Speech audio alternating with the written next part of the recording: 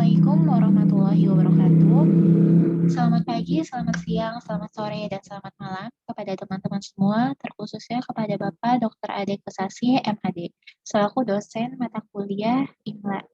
Sebelumnya, perkenalkan nama saya Raidera Taftazani Larisa dengan NPM 1809 102 10064, kelas IMLA B. Insya Allah di sini saya akan mempresentasikan sebuah materi yang bertemakan tanda baca dalam bahasa Arab. Tanda baca dalam bahasa Arab. Pada awalnya, tulisan Arab tidak ada tanda pemisah antara kalimat satu dengan kalimat lainnya, yang menyebabkan tumpang tindih antar kalimat dan ketidakjelasan dalam arti kalimat.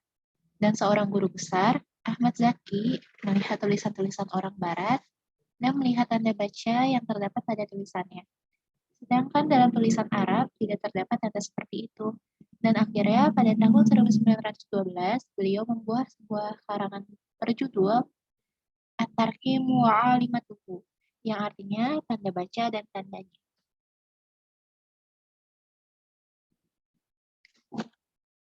At-Tarqimu wa Alimatuhu. Di sini penulis memilih kata At-Tarqimu atau tanda baca adalah karena kata itu sendiri memiliki arti petunjuk tanda-tanda yang memberikan sebuah seni dalam penulisan dan menyusun kalimat. Dan pada tahun 1932, Komite Penulisan Akademi Bahasa memutuskan untuk menggunakan tanda baca yang telah disetujui oleh Kementerian Pengetahuan Umum, yaitu At-Tarbiyah wa Ta'lim. Dan hal itu masih berlaku sampai sekarang di dalam semua tulisan Arab.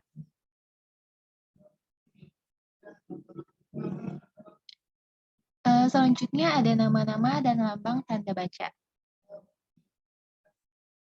Di sini ada 10 nama dan lambang tanda baca. Yang pertama ada tanda koma, tanda titik koma, tanda titik, tanda elipsis, tanda titik 2, tanda tanya, tanda seru, tanda kurung, tanda petik 2, dan yang terakhir adalah tanda kubu.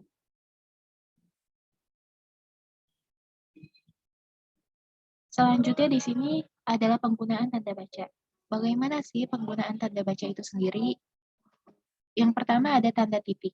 Tanda titik adalah tanda yang ditempatkan di akhir paragraf dan juga di akhir kalimat yang sudah sempurna.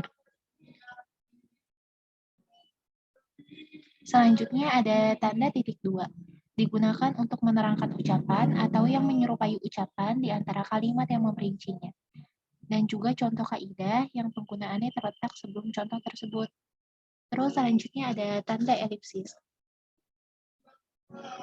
Digunakan untuk sebuah kalimat atau naskah yang di dalamnya ada bagian-bagian yang dihilangkan karena sebab atau faktor lainnya. Tanda elipsis ini sendiri hanya memiliki 3 titik. Lalu ada tanda petik 2. Digunakan untuk mengapit kutipan dan kalimat tersebut diletakkan di antara petik tersebut.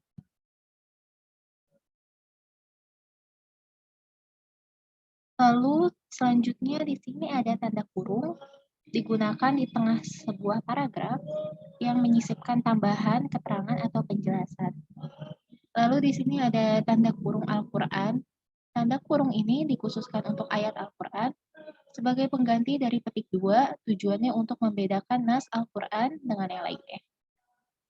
Lalu ada tanda kurung siku, digunakan untuk mengapit kalimat sebagai tambahan atau koreksi. Umumnya tanda tersebut digunakan untuk menyatakan bahwa terdapat kesalahan dalam naskah asli dan juga pengapit keterangan dalam kalimat penjelas yang telah bertanda kurung. Lalu ada tanda tanya. Di sini tanda tanya diletakkan di akhir sebuah kalimat dengan tujuan untuk menanyakan sesuatu, dan jangan meletakkan tanda tanya pada kalimat yang tujuan utamanya bukan untuk menanyakan sesuatu. Selanjutnya ada tanda seru. Diletakkan di akhir kalimat yang mengungkapkan perasaan seperti kagum, bahagia, sedih, celaan, ancaman, doa, atau permintaan. Yang bisa diletakkan setelah kalimat tanya yang tujuannya bukan untuk menanyakan sesuatu. Lalu di sini ada tanda hubung, digunakan untuk menghubungkan dua kalimat yang saling berkaitan. di mana kalimat pertama panjang dan kalimat kedua itu tertinggal. Tujuannya untuk menunjukkan kedua kalimat tersebut menjelaskan pokok pembahasan yang sama.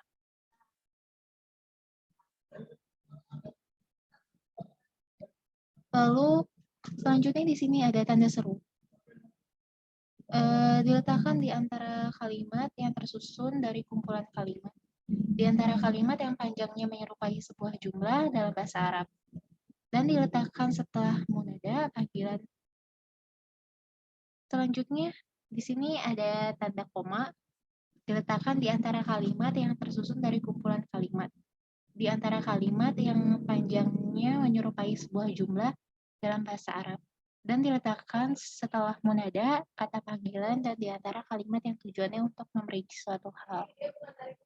Lalu yang terakhir ada tanda titik koma, diletakkan di antara kalimat yang panjang tersusun dari kalimat-kalimat yang berfaedah. Di antara dua kalimat, di mana kalimat pertamanya menyatakan sebab, dan kalimat kedua ataupun sebaliknya.